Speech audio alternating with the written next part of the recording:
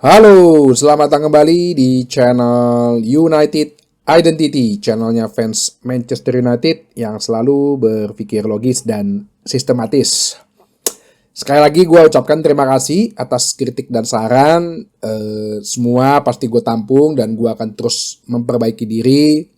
Seperti di awal gue bikin channel ini, gue memang bukan beranjak dari dunia jurnalistik atau dunia media gitu ya, dari justru dunia yang berbeda dari itu, keuangan. Tapi gue merasa bahwa ya nggak hanya yang dalam dunia jurnalistik dan dunia media aja yang bisa berpikir logis dan sistematis, bisa mengemukakan pendapat, terus bisa membahas suatu pertandingan atau menganalisa, apalagi juga memberi ya informasi-informasi dalam hal ini sepak bola, khususnya klub kesayangan kita Manchester United. Jadi ya kalau ada berbagai salah, gue pasti akan memperbaiki diri. Terima kasih. Jadi sampai kemarin belum ada press conference ya, agak aneh juga. Seharusnya biasanya sih 2 hari atau sebelum 2 hari lah minimal sebelum pertandingan dilakukan. Cuman gue lihat di websitenya Manchester United ini katanya nanti malam baru ada press conference. Tapi nggak apa-apa, gue coba bahas untuk preview dulu game kita hari Sabtu tanggal 19 Oktober pukul 21 malam. Manchester United akan menjamu Brentford di Old Trafford. Jadi kalau melihat dari yang namanya klasemen, Brentford itu sekarang di peringkat 11 dengan 10 poin. Sedangkan kita ada di peringkat 14 dengan 8 poin. Brentford memang agak kesulitan kalau dalam tandang ya. Karena dia 2 kali kalah, 1 kali imbang di tandang. Tapi pertandingan sebelumnya terakhir mereka di kandang menang besar terhadap Wolverhampton 5-3. Jadi ini kan menunjukkan bahwa ya tim ini cukup berbahaya juga dan ibaratnya bisa lebih banyak mencetak gol dibandingin kita selama 7 pertandingan ini. Nah, tadi episode sebelumnya udah gue bahas bahwa pemain-pemain yang waktu itu diberitakan cedera, contoh Mazraoui, Garnacho, dan Amad Diallo ternyata ikut berlatih. Tapi Maino dan Maguire dikabarkan harus beristirahat karena ada cedera sekitar 4 atau 5 minggu. Jadi kalau Kobbie Maino sendiri total itu ya 7 game lah dia akan melewatkan ya. Akan dilewatkan oleh dia. Ya sebetulnya ini juga imbas dari selama 1 tahun ini ya. Karena anak umur 18 tahun, dia bermain reguler hampir 2 kali seminggu dari sejak ya 1 tahun lalu lah, akhir-akhir musim kompetisi, akhir-akhir tahun musim lalu gitu ya. Ini yang membuat pasti namanya anak umur 18-19 tahun yang namanya kelelahan otot, stamina, secara fisiologis itu pasti ada penurunan. Ini yang selalu pasti ditakutkan. Dan memang saat itu karena nggak ada lagi pemain lain. Pemain tengahnya Eriksen, Mason Mount pada cedera semua. Casemiro juga gitu. Terus cuma ada Amrabat dan Maino. Ya mau nggak mau Ten Hag menurunkan terus nih sampai kemarin terakhir game melawan Aston Villa. Yang akhirnya dia ditarik keluar. Nah, begitu juga dengan Manuel Ugarte yang juga baru pulang dari kualifikasi Piala Dunia. Dia ditarik di menit ke-82 ya. Kayaknya juga ada injury juga. Tapi sebenarnya mungkin karena kelelahan otot juga ya. Karena kan harus pergi Eropa, Amerika Selatan gitu. Itu capek juga. Di luar itu, Leny Yoro masih dalam pemulihan. Begitu juga dengan Tyrell Malacia. Walaupun sudah ikut dalam latihan. Tapi sepertinya belum bisa masuk ke dalam squad untuk pertandingan besok. Dan juga Luke Shaw. Satu lagi adalah Mason Mount yang dikabarkan bisa masuk dalam squad juga akibat dia cedera kepala waktu melawan Tottenham Hotspur. Nah, jadi dengan keadaan gini, apa nih susunan pemain yang diperkirakan ya akan ditampilkan oleh Ten Hag. Ini sih gue coba ya lihat ya dari sisi ketersediaan pemain, dari sisi fisiknya, karena ada beberapa pemain juga kan yang nggak ikut ya dalam dipanggil timnas untuk kualifikasi Piala Dunia maupun untuk Nation League. Jadi dengan formasi 4-2-3-1 mungkin ini masih ada hubungan yang pernah gua bahas bahwa coba deh Ten Hag pakai style of play-nya kayak waktu di musim pertama gitu ya. Dengan kiper Andre Onana, kanannya Victor Lindelof, terus tengahnya bek kirinya itu Diogo Dalot, karena menurut gua nggak ada pilihan lain ya. Kalau dengan memaksakan Evans di sayap kiri, menurut gua agak berbahaya karena Brentford ini juga bermain dengan pola 4-2-3-1 yang dimana dia juga punya winger ya. Ini wingernya muda tapi back kirinya nanti umur 36 tahun bisa ngos-ngosan gitu.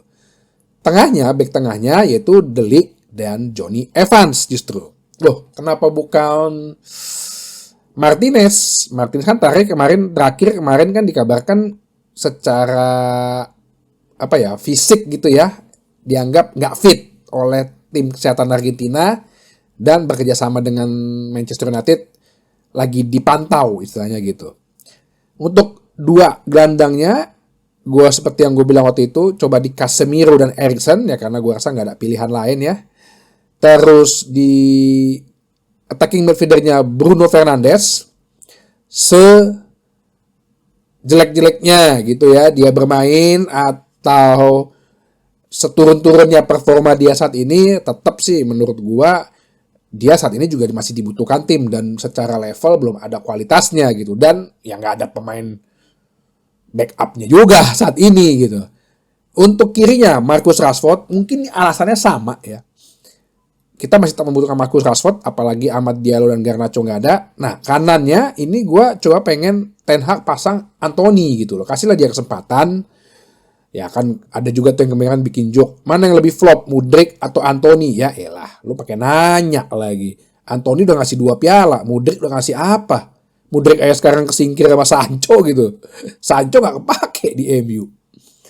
Terus untuk striker, karena gua ingin pertandingan ini kita menangkan, gue pengen pasang Højlund dulu ya sebagai ujung tombak, dimana biar ada pemain di kotak penalti gitu loh. Jadi nggak main false nine dengan Zirkzee turun ke bawah, ujung-ujungnya wingernya udah masuk, pemain di kotak penalti nggak ada. Nah, ini yang bikin bingung ntar. Cobalah Højlund masukin di situ. Dan kemarin ada yang bilang gini, kalau bermain dengan style play-nya Ten Hag pada saat musim pertama agak sulit. Ya nggak apa-apa, semua orang kan boleh berpendapat gitu. Gue terima gitu. Karena dibilang performanya Rashford soalnya lagi nggak bagus. Nah, gue jadi berpikir sebenarnya performanya Rashford nggak bagus dikarenakan gaya bermain Ten Hag musim ini atau memang dirinya dia lagi nggak bagus. Karena kalau dengan gayanya yang kemarin di awal musim Ten Hag kita dipakai gaya bermainnya itu, justru lebih keluar sebenarnya si Rashford kemampuannya. Jadi Rashford nggak terlalu inverted, jadi lebih agak melebar gitu ya, lebih melebar.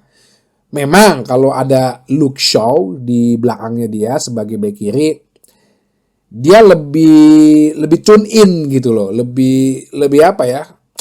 Ya mungkin komunikasinya kali ya. Kalau kirinya Dalot, beberapa kali kan kalau lo lihat pas awal-awal musim juga nggak suka nggak nyambung gitu. Dalotnya juga terlalu ragu, Rashfordnya juga akhirnya back pass lagi. Nah, cuman gue coba kita main style of play-nya gaya pas awal di Ten Hag masuk deh di musim pertamanya ya. Nah, cuman kita juga harus waspada juga terhadap Brentford. Pasti ini tipe pemain yang menurut gua pas-pasan, tapi kualitasnya ya masing-masing, tapi bisa dimanfaatkan oleh Thomas Frank dengan strateginya yang cukup adaptif sih kalau gue bilang. Jadi Thomas Frank ini, ya gue sih nggak bilang dia juga pelatih jelek ya, tapi untuk level dia juga nggak bilang, gue bilang udah setara untuk menangani Manchester United gitu loh, sorry to say.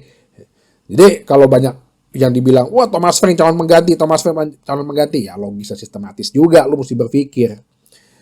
Jadi gue berharap bisa kita main dengan style of play-nya pada awal-awal Ten Hag datang, ya nggak terlalu transisi football, tapi bisa bermain dengan cepat gitu ya, pressing, berani untuk pressing, nggak terlalu banyak gocek-gocek, tapi bisa memanfaatkan ruang-ruang yang ditinggalkan oleh pemain Brentford, karena secara skill individu pun juga gue rasa kita lebih tinggi. Berani Rashford sama Anthony untuk nusuk-nusuk ke dalam, bermain efektif, banyak kombinasi di kotak-kotak penalti, ya gue rasa itu berapa kali gue lihat di latihan, bahkan kemarin pun video latihannya juga begitu ya, kalau bisa dilaksanakan lah, diimplementasikan lah gitu loh, jangan cuman kayak Benny McCarthy bilang, di latihan bagus, kayaknya bisa kita kalahin nih siapa aja.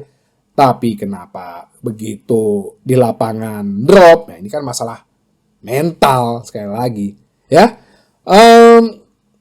untuk pertandingan gue harap mereka berjuang gitu ya, bahwa gue butuh kemenangan nih, dan ini butuh banget bener kemenangan gitu.